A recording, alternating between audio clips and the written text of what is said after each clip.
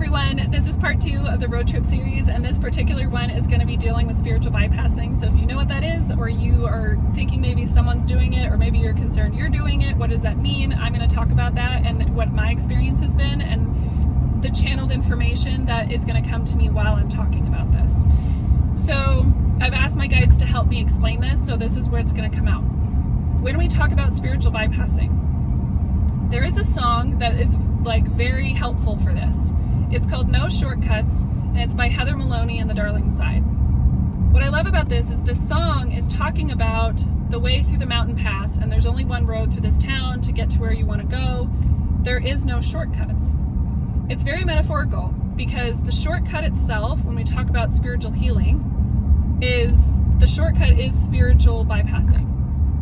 When you're trying to heal something, genuinely trying to heal, and you're in a spiritual realm, you're trying to grow and expand and ascend and all of these things, you recognize that there are ways to move through it quicker, because we don't want to experience pain. We're humans.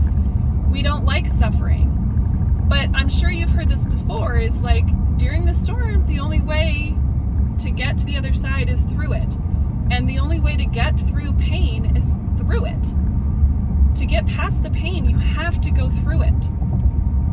When you try to bypass it, to step to the side to kind of avoid the pain, it comes back. It comes back again, and it comes back again until you deal with it. That's why when stuff gets buried, it comes back up in other ways and other times, and it's almost more potent. Spiritual bypassing is when someone is healing themselves, genuinely wanting to heal themselves, but they're trying to find a way to get through the pain faster and heal it quicker. And everybody's healing timeline is different, so it's not about that. But it is about recognizing that people who utilize certain tools or resources as a way to spiritual bypass, so that they can say as a badge of honor, I've done this many ayahuasca ceremonies, I've done this many ceremony sits with this kind of medicine, and there is something to be said for these medicines, 100%. But it's about the work afterwards that matters the most. It's the integration part. Now you know this, now what are you going to do about it? And what it ends up becoming is this chasing feeling that they're doing to go after the sensation, to go after the healing they think they're getting. But the reason they keep returning is because they're not actually going deep enough to go far enough to actually heal what's going on and to expand. But by taking these medicines over and over and over, it becomes this badge of honor that they, I've done all of this. I do it all the time. It's, it's like, yes, but if you're truly honoring the medicine, you wouldn't need this all the time. The same goes for tarot, it goes for astrology, it goes for the I Ching, it goes for all things, because they're all permission slips. They're all tools to validate the process. But at a certain point, you don't need them anymore, because you've healed that part of you. If you're continuing to return to these things for a long stretch of time, you need to ask yourself, or ask the questions about the people around you who you think are spiritually bypassing, are they actually doing the work they say they want to do? Do they actually want to heal? Because if they did, they wouldn't need those anymore. Right? Like, unless they plan to be a plumber, they don't need to be carrying plumbing tools around all the time. And if they don't want to always be healing, then why would they continue to carry around a plumber's tool bag all the time? You see what I'm saying? And so the spiritual bypassing is the trying to take a shortcut. So doing the work to a point and then going, oh, this is too much pain. And then they stop, but then they tell everybody, oh, I've done this, or I'm doing this, and I'm, but then you notice over time, there's not actually a whole lot of change going on. And they still have similar triggers, and they still have similar patterns showing up, and similar dramas, and similar pain and pain points in the same conversations over a long period of time. It's like, oh, you're not actually healing.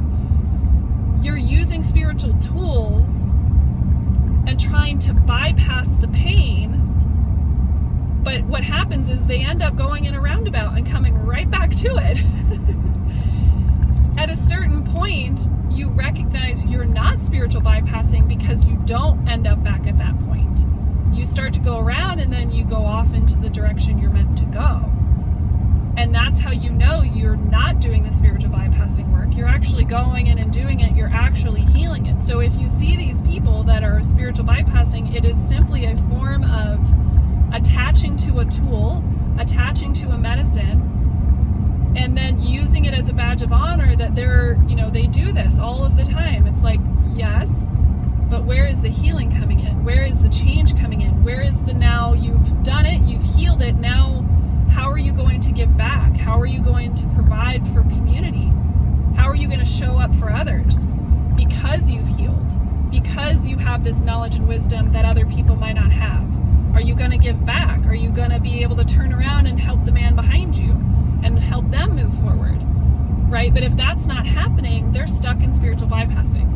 And so it's not a dangerous thing. I don't want to over dramatize this, but it is important to recognize that it's a very real thing in the spiritual world, and people get caught up in the tools and lose track of the purpose, which is the healing. That is the purpose of these tools.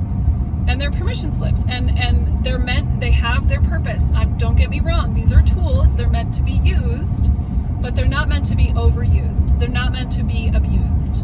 That's not their purpose. And the people who are actually doing the work and actually genuinely trying are doing it in a way that is beneficial for everyone. Does that make sense? So I hope this is helpful. I hope that clarifies things. And a lot of this, again, is like channeled. So try to just, take what resonates for you. And if it doesn't, that's okay. But maybe you have a similar experience and you can share it in the comments. Okay? I hope this is helpful, and I hope you have a wonderful rest of your day.